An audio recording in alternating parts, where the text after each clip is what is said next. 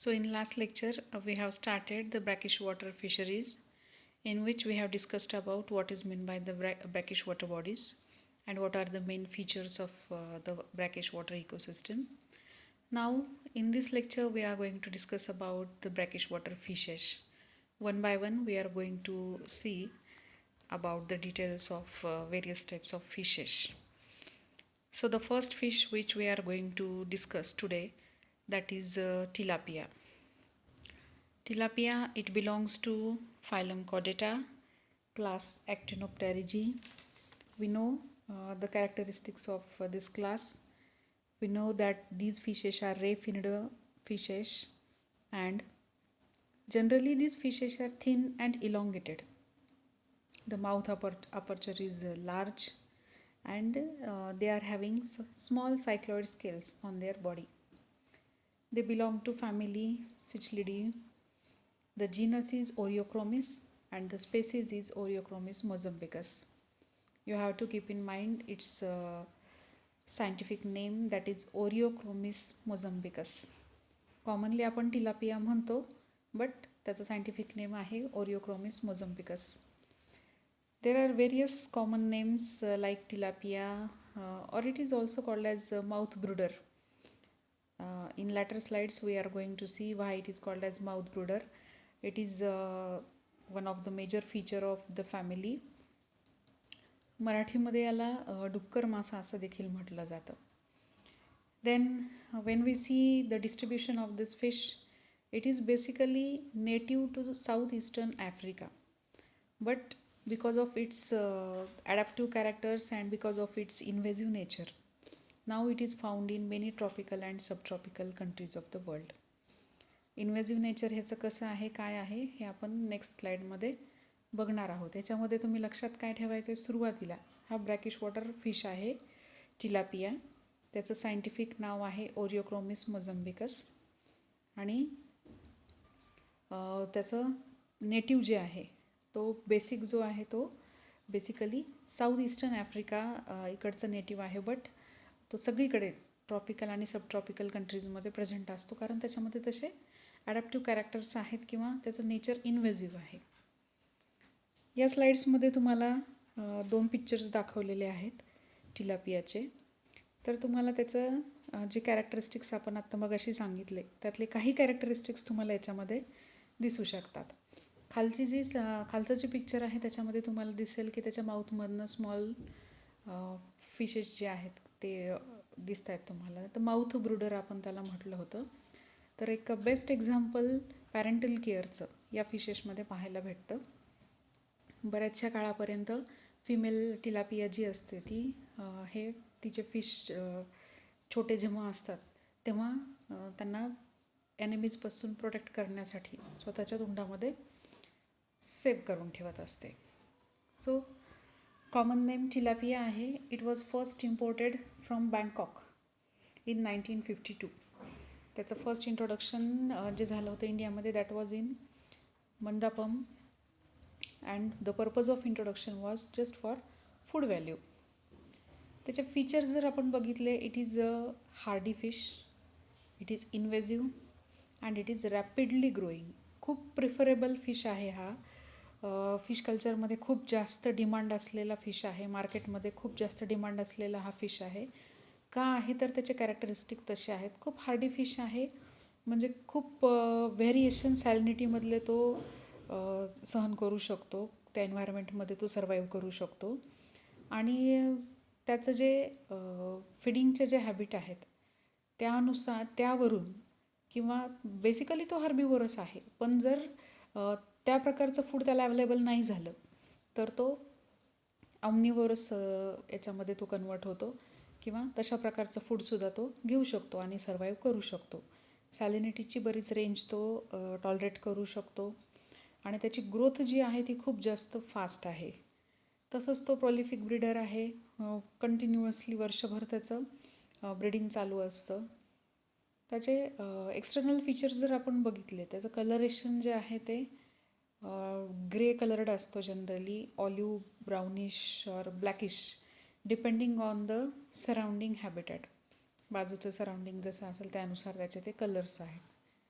Then females जे असतात ते ग्रेश व्हाईट ब्लॅक स्पॉट्स असतात त्यांच्यावरती, आणि मेल्समध्ये स्ट्रायकिंगली ब्लॅक असतात mails. When we see the external morphology of these fishes, the body is oblong, compressed, and its height is 2 to 3 times in total length. Snout जे असतं ते rounded असतं. Upper profile जे असतं ते कॉन्केव असतं. तुम्ही इथं बघितलंय, दिसतंय आपल्याला अप्पर प्रोफाईल त्याचं. पेक्टोरल फिन्स लिटिल लॉंगर असतात than the head, and ventral fin extend करतात up to the margin of anal fin. तुम्हाला ह्याच्यामध्ये दिसेल वेंट्रल फिन आपल्याला दिसतं ॲनल फिनपर्यंत एक्सटेंड झालेलं आहे. स्केल्स असतात ते खूप स्मॉल असतात, सायक्लॉइड स्केल्स प्रेझेंट असतात. 2 इनकम्प्लीट लॅटरल लाईन्स प्रेझेंट असतात त्याच्या बॉडीवरती. Ventral and pectoral fins are black. Generally मेल्समध्ये स्ट्रायकिंगली ब्लॅक असतात. Edges of the dorsal and caudal fin are yellow.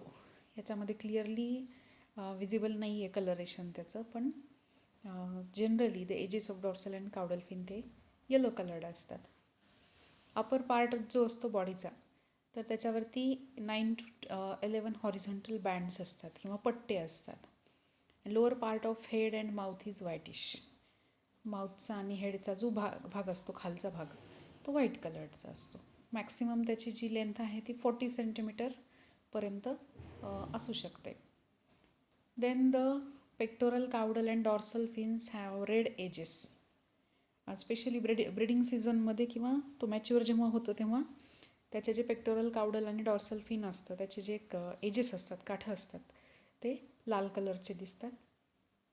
It is basically a river fish, but it is found in confined waters, जसं की Pond's आहेत, rice fields आहेत, रिझर्वॉयर्स आहेत, अशा बऱ्याच ठिकाणी तो प्रेझेंट असतो. आणि त्याच्या ह्याच कॅरेक्टरिस्टिक्समुळं तो सर्वाईव्ह करू शकतो कुठे पण. रिव्हर फिश जरी असला तरी तो अशा ह्याच्यामध्ये सुद्धा सर्वाईव्ह करतो. The breeding occurs throughout the year at an interval of 2 months. After each 2 months, ते कारण त्याची ग्रोथ खूप फास्ट आहे, त्याच्यामुळं लवकर मॅच्युअर होऊन काय होतं, throughout the year at an interval of 2 months त्याच्यामध्ये ब्रीडिंग होतं. याला बेस्ट पॅरेंट असं आपण म्हणू शकतो, कारण माउथ ब्रूडर आपण मगाशीच म्हणलं त्याला, किंवा बेस्ट पॅरेंट म्हणून तुम्ही टिलापिया म्हटलं की बेस्ट पॅरेंट असं लक्षात ठेवू शकता. का? Because the male digs hole in the bottom of pond.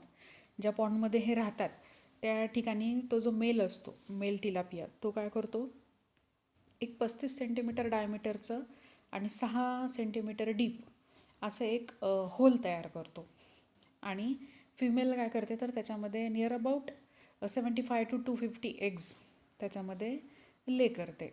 आणि soon these eggs are taken up by the female in her mouth. तिच्या माउथमध्ये अप टू हॅचिंग, म्हणजे नियर अबाउट त्याला 3 ते 5 दिवस लागतात हॅचिंग व्हायला. तर ते 5 दिवसापर्यंत ते एग्ज जे असतात ते फिमेल तिच्या माउथमध्ये स्टोअर करते. The female represents best example of parental care, as the larvae are kept in mouth and young fry return into the mouth in case of danger. म्हणजे फक्त एम्ब्रिओ हॅच होईपर्यंतच नाही, तर eggs दिल्यानंतर embryo hash झाल्याच्या नंतर जेव्हा ते fry कंडिशनमध्ये असतात तेव्हासुद्धा जर त्यांना बाहेर काही डेंजर वाटलं तर ते लगेच रिटर्न त्याच्या मदरच्या माउथमध्ये येतात. आणि अबाउट 10 to 15 डेजपर्यंत स्पॉनिंग झाल्याच्या नंतर ती फिमेल असते ती त्या फ्राय कंडिशनमधल्या त्या सेव्ह करते त्यांना किंवा त्यांचं प्रोटेक्शन करते. म्हणून ते बेस्ट एक्झाम्पल प्रेझेंट करतात पॅरेंटल केअरचं. Now the fry feeds on diatoms and unicellular planktonic algae. Herbivorous असतात.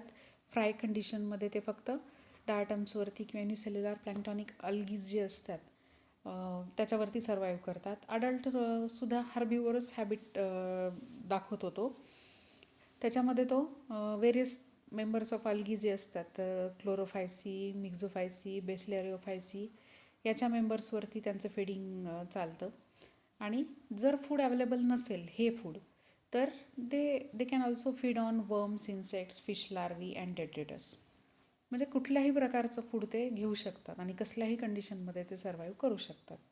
It readily takes artificial food like rice bran, oil cake, flour, chopped leaves, kitchen waste. त्याच्यामुळं टिलापियाचं जे farming आहे ते preferable आहे. Growth fast आहे, कुठल्याही कंडिशनमध्ये सर्वाईव्ह करतात, वेट गेन पटकन होतं आणि हर्बिवरस ॲज वेल ॲज ऑम्निव्हरस फूड ते घेऊ शकतात.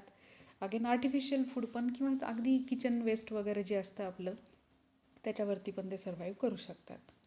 Within 1 year they can attain 450 gram weight in 8 months. 8 monthsमध्ये 450 ग्रॅम एवढं नियर अबाउट अर्धा किलो एवढं वेट ते गेन करतात. It is not suitable for polyculture. ह्याचं एक ड्रॉबॅक हा आहे की हे पॉलिकल्चरसाठी प्रिफरेबल नाही आहे. का नाही आहे? Because it feeds on the fry of carps. कार्ब्ससोबत जर आपण ह्याचं पॉलिकल्चरमध्ये यूज केला तर तो हा काय करतो, तर त्या कार्ब्सचे जे फ्राय कंडिशन मध्ये जे असतात फिशेस त्यांच्यावरती हा फिडिंग करतो. The growth and production of carp is badly affected. That's why कार्पची संख्या कमी होते आणि ह्याचीच इतकं डॉमिनन्स वाढतं की ते पॉलिकल्चर आहे का टिलापिया कल्चर आहे हेच कळत नाही, इतकं त्याचं डॉमिनन्स वाढतं. म्हणूनच आपण त्याला सुरुवातीला इन्व्हेजिव्ह नेचर असं म्हटलं होतं. डॉमिनन्सी आहे त्याची. त्याच्यामुळे ह्याचं जनरली मोनोसेक्स कल्चर केलं जातं and that is profitable. But in monosex culture of tilapia, the male and female tilapias are kept separate because they can grow instead of they can grow well instead of doing just reproduction at an early age. Reproduction avoid करण्यासाठी आणि faster growth promote करण्यासाठी monosex culture जे असतं tilapia ते जास्त profitable आहे. So this is about the fish, brackish water fish, tilapia. काही main features जे आहेत ते तुम्हाला याच्यामध्ये लक्षात ठेवायचे आहेत. त्याचं सायंटिफिक नेम लक्षात ठेवा, त्याचं इन्व्हेजिव्ह नेचर, त्याचं जे मेन फीचर आहे माउथ ब्रूडर ते लक्षात ठेवा आणि फीडिंग हॅबिट जी आहे त्याची, या काही गोष्टी ज्या आहेत त्या तुम्ही लक्षात ठेवणं गरजेचं आहे.